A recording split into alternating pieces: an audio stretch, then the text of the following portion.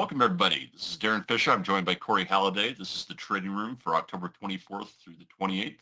Let's go ahead and get started. As always, trading contains risk. Just make sure you're sizing yourself correctly. So in last week's news, the markets rebounded sharply and the action was really interesting. Okay, so a couple of days we gapped up and then sold off and gapped up and sold off, gapped up and sold off. Then come Friday, it was up all day. We ended at our highs. So it was a very, very sharp rebound in the markets that I think took a lot of people by a little bit of a surprise. So the question at this point, we finished at the highs on Friday. Is an ABC correction happening? Okay, for those of you who subscribe to Elliott Wave, you have your motive waves that are labeled 1, 2, 3, 4, 5. Then your corrective waves are labeled A, B, and C. So if that interests you, that's interesting. But the thing is, we're setting a higher pivot low. Okay, so do we base down here?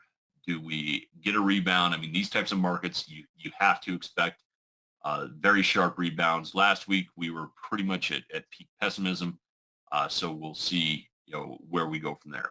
And interest rates do still keep rising. Okay, the 2 years trading at 4.6%, and we've still got an inverted yield curve. So that's one of those things that says a recession, I think we're already in a recession regardless, but that inverted yield curve makes it very difficult for banks to lend because usually the banks borrow long and lend short. They borrow short and lend long. And when you are paying more for the money that you're borrowing and you can't lend it out long term at a higher interest rate, makes things very difficult. And with interest rates as high as they are, a lot of these fast-growing companies that rely on short-term debt, that cuts into their bottom line enough. Overall, earnings beat, but here's the catch-22. The earnings beats they had were already on reduced guidance. So imagine this type of thing. Hey, we're going to make $100 this year, and then nope, we're going to make 50. We end up actually making 75. Is that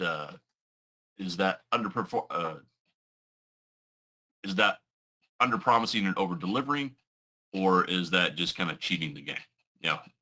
We can make all sorts of things on that one. Surprise this week was the Philly Fed. The Philly Fed was expected forecast to come in at -5, and it came in at -8.7. So it looks like, and you can see the Empire Manufacturing Index as well, supposed to be -4.3, came in at -9.1. So big misses on, the regional manufacturing indices right there. And, I like to look at these. We were looking at these 6-7 months ago because you can see where these are often leading indicators that are going to show up at the regional level before they show up in the at the national level. Unemployment claims largely came in largely in line with expectations there. Existing home sales, same thing there, not really moving. So for market analysis here, you can see the Dow was up 4.73%. And remember, a lot of this action only happened on Friday. Okay, so the S&P was up 4.6. NASDAQ up 5.65, the best performer of the lot right there. Russell 2000 actually underperformed a lot of the other markets. It was only up 3.5%. Oil really didn't go anywhere, down 0.5%. Same with gold, up almost two-thirds of a percent right there. So let's get into these charts, and these charts are telling a really interesting story. Now, Corey, the way I read this chart is that we really exercised ourselves to exhaustion on Tuesday, because you can see we gapped up to those highs and we fell, didn't go to lows, but it was still a red candle. Got almost a doji candle on Wednesday, and then Thursday we closed nearly at the lows with that long upper shadow. So Friday kind of took me by surprise. I mean, what's your take on this? Yeah, and I think in terms of the markets, I mean, it's just a bit of a tug of war is basically what's happening here, right? And you can kind of see this crazy reversal here. This was where everyone that was willing to sell kind of sold, and their arms were twisted, and they said, enough's enough, too much pain, I'm going to sell my stocks. And it reversed so hard off of those lows that it engulfed the prior three candles. So we basically had a fake move to the downside, Now, do we go screaming higher where there's all these headwinds? And so it's just this tug of war that's kind of happening around the prior lows. And we'd already been, I mean, don't forget, we've sold off a ton. You know, if you were talking about these wave patterns, well, we had a huge drop here and then a correction, and then a huge drop here and then a correction, and then a huge drop here, even though it didn't carry as far. It was a big drop for a handful of days there. That's kind of the fifth and final wave.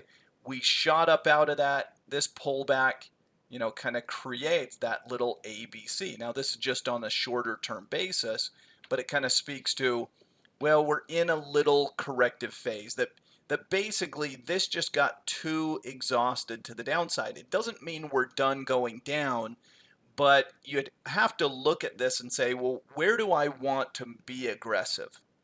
Do I want to be aggressive at levels where we've already made quite a few waves to the downside, where we're already stretched, where the moving averages have been going down for quite some time? You get at points in time where just some sort of correction is needed. You get to these levels where we just need to kind of mean revert and kind of climb back. And that's all I would kind of give the market credit for so far is, well, we're in a correction. I'm not going to call this the bottom. I'm not going to suggest that it's just up, up, and away from here. I think that would be misleading. I think the bear market, the long-term trend persists. It just probably got a little too exhausted here. And so for the past couple of weeks, although there's been volatility, we really haven't gone anywhere. For the most part, we've just been stuck right at about the same price levels, and we have big bursts up and big drops down, but not too much happening. When you look at the Qs, it's kind of the same thing here where we if you fast forward, if you were here and you fast forward, well, you're basically there here. Yeah, it was wild and kind of bumpy getting there, but we're basically at the same levels we were at, 3 or 4 weeks ago. So just kind of a corrective phase. Now, corrections can happen in price, they can happen in time, and this one's probably going to be both. We've been correcting in time, somewhat sideways, after what was a violent drop, and now we'll probably correct a little bit more in price. If you were looking at the QQQ, you could kind of target, I think, a little bit more upside towards that high and then see what it looks like when we get there. If you're of the mindset that I am, that we're really still in a bear market, a lot of times these corrections are really nice things because they allow you to kind of refresh and then reinitiate, after some sort of calming. So I don't want to keep pressing the shorts when things are way down and extended, but when you get some of these bounces and corrections, you can kind of rebuild. It's almost profit taking when things look the worst, and then when everyone gets hope that you're going to recover, then you kind of reinitiate the shorts. And I think we're going to have a lot of hopefulness as we kind of rebound a bit further. And that's probably the area to reinitiate a little bit more and start to build back into the trades. The VIX kind of speaks to, it's interesting in that it speaks to this lower volatility phase. That even with all the volatility of this week, the VIX was down sharply for the week. Meaning that, remember, the VIX is forward looking. It's implied volatility of the S&P 500. Implied means what it's expected to be. It's not what it's historically been. It's not looking in the rearview mirror. It's looking out the front and saying, okay, we're going to try to predict, we're going to try to imply that there should be this amount of volatility. And the expectations for volatility came down sharply this week. So they were pricing in X amount of volatility. Now they're pricing in this amount. What the options market is suggesting is that the amount of volatility, the amount of movement, should start to contract here. And that tends to happen in a correction. If you're in a bear market, when you're going down is when things get wild and volatile. When you go through a time or a price correction, that should be a period where things start to move less. So you see a lot of 2%, 3% moves in the market here. You should get a lot of, 0.5%, 0.75%. The total amount of movement, the size of the candlesticks and so on, is expected to be less according to the market this week than last. Now you might think the market's wrong, but that's what the market's suggesting is, hey, start to expect for the coming days we're going to just move a little less. We're going to have smaller candles. We're going to be a little bit calmer. We're going to be a little bit more in a correction and so on. That's what the VIX is suggesting there. So my outlook really fits, kind of with that expectation that we bounce a little bit further, that setting a higher pivot low, that ABC. That makes sense to me. Just in terms of, again, we kind of got exhausted to the downside. Now we're in a little bit of a bounce up. The Fed is unlikely to pivot in the short term. Now, what they could do is slow the rate of rate hikes. In other words, they could space them out more. They could say, okay, instead of a 75 basis point hike, maybe we pull that back and we go 50. They could slow things, but they're still going to continue to fight inflation. They see that as the biggest risk to markets. And frankly, it's where they have egg on their face. They got inflation so dead wrong, saying it was transitory and this and that, and continuing to pump money into the system. And it was idiotic to have a huge multi-billion-dollar bond buying program when interest rates were already at zero. I don't know what they were trying to accomplish by doing that. It was risk with no reward, and I don't understand that dynamic. But they did it.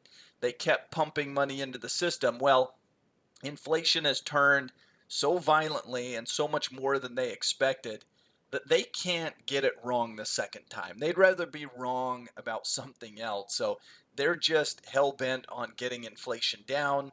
That means they're going to hike rates. There's going to be more QT. Maybe they'll back off a little bit with slower, advance. Maybe they'll back off a little bit by slowing down some of the quantitative tightening and so on, but they're not going to flip a 180 in my mind and just go back to some huge bond buying program or something like that. And not in the short term, not with inflation rates where they're at.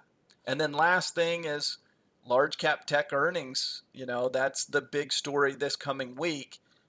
These are what move the markets, because if you add up these four stocks, they make up dang near 20%. Well, not quite 20%, but they make up a huge part of the S&P 500. So as Apple, Amazon, Google, Microsoft, these large cap tech go, so goes the market, just because there's such a big weighting. So if there's a week in earnings that's important, it's this one coming up, because you get all of these companies reporting in the same week. So that'll be something to watch there. And then, on the economic side, we've got a Fed meeting coming up, not this week, but the following. So this week, I think it's going to be a little bit of kind of a calm before the storm. We should see a little bit of a quiet period, I think, just in terms of economic news. You get some flash manufacturing and services PMI. Consumer confidence on Tuesday. Consumer confidence has been interesting because it tends to move opposite to oil. When oil's going up, consumer confidence has been going down. When oil started to go down, consumer confidence goes up. And it's weird that that's such a big impact on the consumer psyche, but it is. Advanced GDP on Thursday, quarter over quarter numbers expected to come in positive at 2.3. And then core PCE, that'll give you some insight into inflation, hopefully, for market's sake, that we start to see that back off a little bit and start to see inflation come down, because the Fed's going to keep battling until that happens. So in terms of outlook, Darren, you want to take us through the market and sector outlook? Yeah, I mean, you and I were talking about this a little bit early on. I mean, and you take a look at the chart, and we may get the corrective wave, but it almost looks like we're just going to base in a wide range. To me, is the way I'm reading this right now. Now, I could be completely wrong, but I think we base in those levels right now. So my outlook is between a 0 and a +1 next week. But we did move. We're kind of at the 20-period moving average. I want to give it another day before I say we're clearly over it, just because of the move we had on Friday. So that moves our monthly outlook to -2. By no means are we are we bullish? We're just a little less bearish than what we've been in the past. Yeah, and just one comment on that. It's kind of interesting you said that, and I hadn't looked at this previously, but you almost have the opposite of a symmetrical triangle in place. Kind of an alligator mouth type of pattern in place where you are going sideways like you were talking about, but it's just kind of volatilely sideways. So maybe, we get up here towards the top of this little range and then roll over, kind of that sideways pattern that you've been talking about. So that's interesting. I hadn't looked at that previously, but as you made mention of that, that came to mind. Yeah, so let's take a look at some sectors here. And you can see energy still did the best, up 8.28%. The lowest performer was utilities at, up 1.87. But you still had consumer tech materials all did really, really well, above 5%. And even communication services and industrials were good. And I can't stress enough that all this gain came on Friday. If we'd have closed on Thursday, I think we would have been flat for the week, with that big jump up and then just bleeding off Tuesday, Wednesday, and Thursday. So a lot of this came just on a single day. So we'll see what kind of follow through we got on that. So taking a look at utilities itself, it's still at a -3 on utilities. This one it went went up, and even though it had a gain for the week, just not a lot of good price action right there. I mean, this really looks to be it looks bearish, but this is again it looks to be based in between the 62 and 64 level, and we'll see how sideways it goes. We got communication services here, and this was actually promoted from a -3 to a -2 this week. So it's still bearish, but it's just looking a little less bearish. It held on to some of its gains that it had made during the week. Real estate, still sitting in a -3 for real estate right now. It was one of the lower performing ones, and just not a lot of action right there. Moving on to moving on to industrials, actually got a good promotion from -2 to 0 right now. So we've got right in between that 20 and 50 period moving average, about right in the middle between the two. It's a wide area. There's no doubt about that. So this has some room to go either way. But right now, we're at 0. It's the same story with healthcare. You can see that just right in between the two, and you can also see. You look at Friday's action. It started at the 20 period moving average and got all the way up to the 50 period moving average. It was up 2.25% just within a single day. So we'll see if there's more gas in the tank on something like this. But until it proves otherwise, I'd say we got to go 0. Financials, again, looking about the same. Right in between that 20 and 50 period moving average. So I'm at a 0 for those as well. I mean, you could make me a case for financials and healthcare that they should be +1s. I would have no problem with that, just with the velocity that they've been going. They're technically being below those 50 period moving averages. I can't be bullish on them until they retake those. Consumer, we're at a -2 on consumer. It managed to get up there and just touch that 20 period moving average, so there's no real gap right there. On to tech, negative, about the same. I'm a -2 on tech. Give me one more day, and I could promote this up to a 0, being in between those moving averages. But right now, I'm at a -2. Energy, looking better. Oh, excuse me, materials. Yeah, I'm at a 0 on materials. Looks a lot better than it did a week ago. So this one, and you can see the performance in the individual stocks. So materials is looking better than it has been in a while. And energy, as it has been the case for most of the year, for over a year, I think, we're at a +2 on energy. This is looking really good. We're firmly above the 20, firmly above the 50. The 20 is about to cross the 50 again. And we're probably going to get some resistance at about that 90, 92 level when we get it. But it's clear sailing until we get up there. And that's another 5 points in the individual energy sector that this could go. We'll take a look at how everything matches up. On the left side, real estate and utilities looking the weakest at -3. Tech, consumer, communication services still looking weak, but not as weak at a -2. Materials, financials, healthcare, and industrials are all at a 0. And then in energy is out there on its own on the right side at a +2. Let's take a look at some possible trades here. Now, in real estate, last week in real estate, we were short NLY. That was up for the week. You can still see it looks really weak, and you've got some more time in this trade. It was up 1.08%. So it still looks weak. If anything, this is just as good of an entry point as we had a week ago. This week, we're looking at BXMT, Blackstone Mortgage Trust. And I'd call that a bear rally. And you did have that long lower shadow on Friday.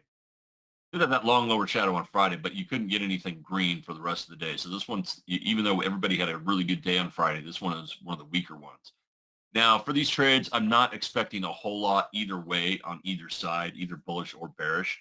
So I'm going to go out to November 4th, give the trade about 2 weeks to work, and just do it really wimpy 22-23 bear call spread. And communication services, last week we were short Fox, and that turned out really well for us. That was down 6.7% for the week. You can see you got a really weak action, the entire all 5 days of trading. So that one's looking pretty good for us. This week we're looking at Baidu, and you call this a very short low base breakdown. It really broke down on Wednesday, had that long lower shadow on Friday, but couldn't get anything out of it, and it still closed down 2.25%. So this one I'm going to go out to November and go long those 95 puts, and then this next Friday I'm going to short those 90s against it. And it's just a quick little 1 week trade, and we'll see. We'll reevaluate what we want to do if we want to hold on to those puts or sell something else against it. And healthcare. Last week we were long Gilead and Gild, and that was up 2.25% for us as well. You'd see it a really good. It was just basing for most of the week, and then all that action came on Friday as well. That trade's still looking pretty good. This week, and I've never heard of this one. This is why we use a screener, because we find where the money's moving. And this is AKRO, that's Caro Therapeutics.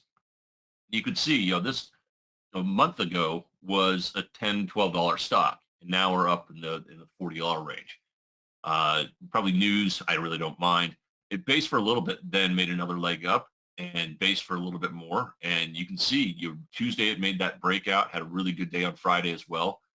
So this is a couple different ways you can play this. You can play it straight up, just go out 2 weeks, November 4th, 42.50, 45 bull call spread. You want to get a little bit more aggressive, go out to November by the 40s and then short the November 4th 45s against it. So it's going to have to move 2.5 points in 2 weeks for a max gain on that one. This one's got the legs to do it as well.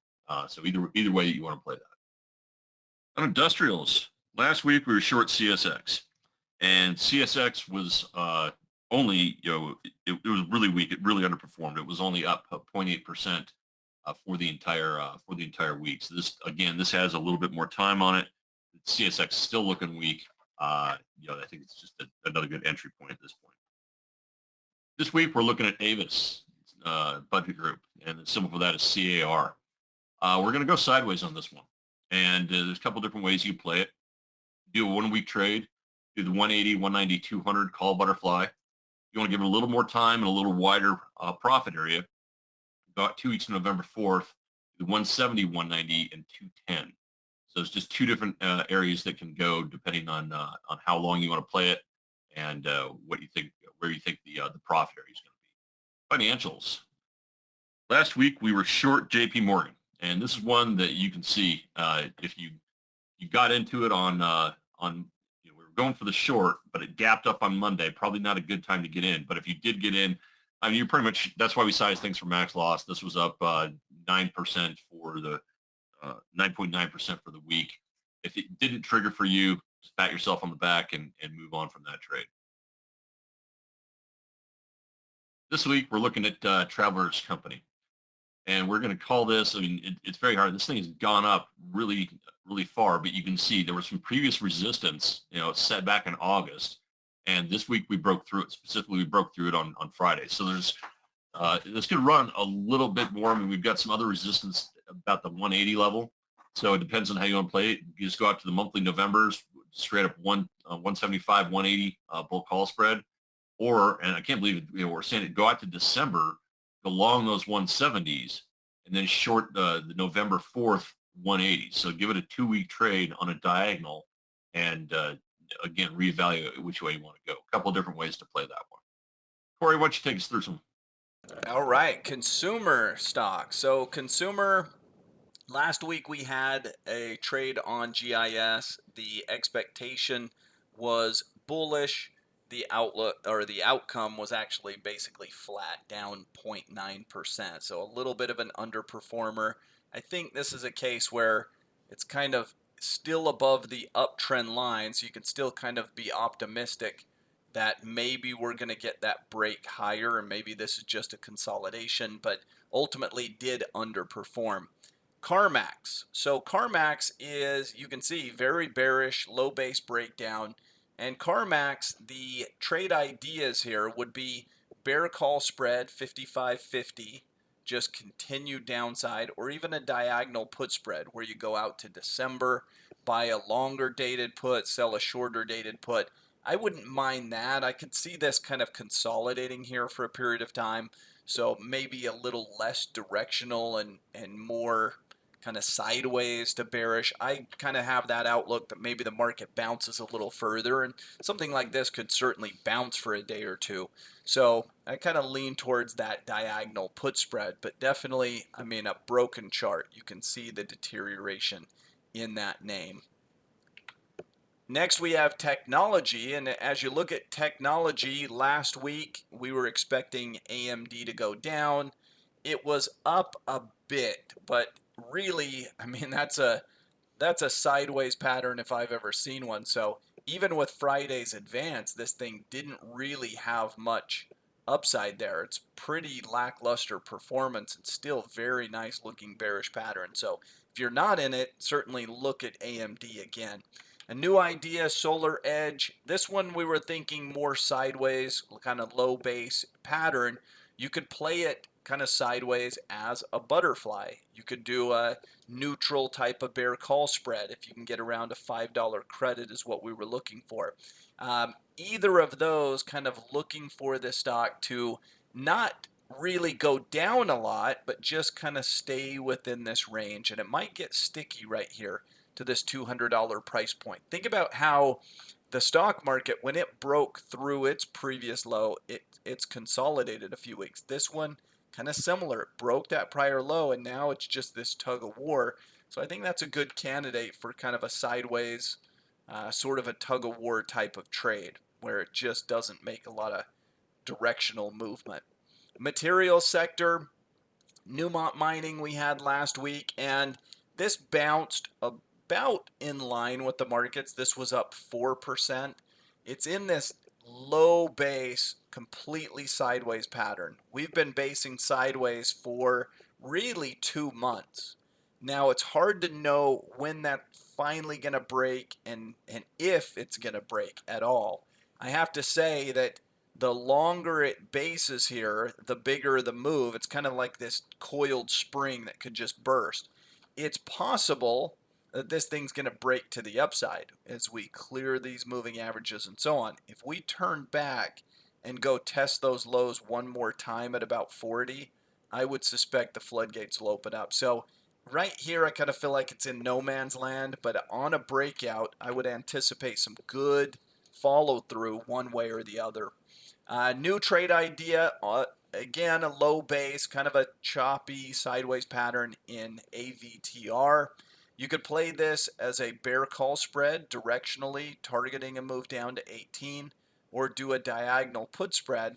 And I'm fine with kind of the bear call idea and being a little more aggressive on this name, where I think it's already consolidated for a few weeks. It really had a rough week, underperformed the markets, underperformed the sector, all the classic characteristics you're looking for something to continue to go to the downside.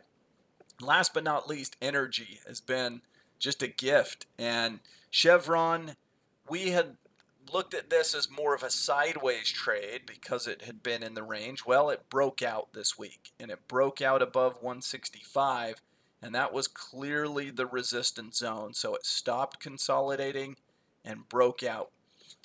Additional ideas in energy, MTDR. This is a kind of a back to resistance play. What you might get is a little consolidation here, but we would expect, again, just if you're going to bet on these stocks, these energy stocks, you probably have to either go sideways or go bullish. There's not a lot of bearish chart patterns within the energy sector. So here we were looking at pretty conservative 67, 50, 70 bull call spread, just an anticipation that in the next couple of weeks it will continue to progress and finish at a little bit higher levels. Most of the energy charts you're looking at have now cleared the resistance from August. So we're back on track. We're back in the uptrends. These are relatively new breaks to new highs. Should have some follow through and some continuation. Darren, you want to do the conclusion here? Yeah, thanks a lot, Corey. So we're not bullish by any means, but we are less bearish than what we've been. Okay, this is what the market's telling us. We can't be at full throttle to the downside anymore. Take your foot off the gas. Look to move to a more balanced portfolio. I think that's the key right here. You go long the strong and you short the weak. You should do that every time, but I think you need to look at how you've allocated your portfolio and go to a less bearish scenario, whatever the rules are. The other thing is don't expect heroics from your positions here. If we do go up, I think it's going to be at a very sedate pace. If we go, and I think if we go down, it's going to be at a fairly sedate pace too. My thesis is that we are going to base in a low base in a fairly wide range for a couple more weeks. So I'm not expecting a lot of $5, $10 moves. I'm going to be looking at $1 moves, $2.50 moves. This is might be a good time for what we call chicken bulls and chicken bears, where you're just taking a look at something. A $1 move, maybe theta positive, and then let it go for a couple weeks and see where it goes. The other thing is if this market is confusing you, and Corey and I have been doing this, each of us for over 20 years, and right now I'm a little confused with what the market's going. Corey's got one opinion, I've got another opinion. If this market is confusing you, always remember cash is a position. Okay, that is something that we say all the time. Cash is a position. If you don't like the market action right now and want to wait to see if the market breaks down or goes back up or see what it does, hey, then you are fully can get out of that out of the market, sit on the sidelines with a drink in your hand, watch the market action when it's conducive for the way you trade to get back in. There's nothing that says that we have to be in the markets 100%. All right, this week in classes, we've got recording on dojis. Doji candle is going to be on Thursday. We've got the midweek update on Wednesday as well. And if you get a chance, go on, log in, go on the forum, and start sharing some trade ideas with other traders. Let us know what your opinions on the market are as well. That's all I have. Thanks a lot for your time, everyone, and good trading.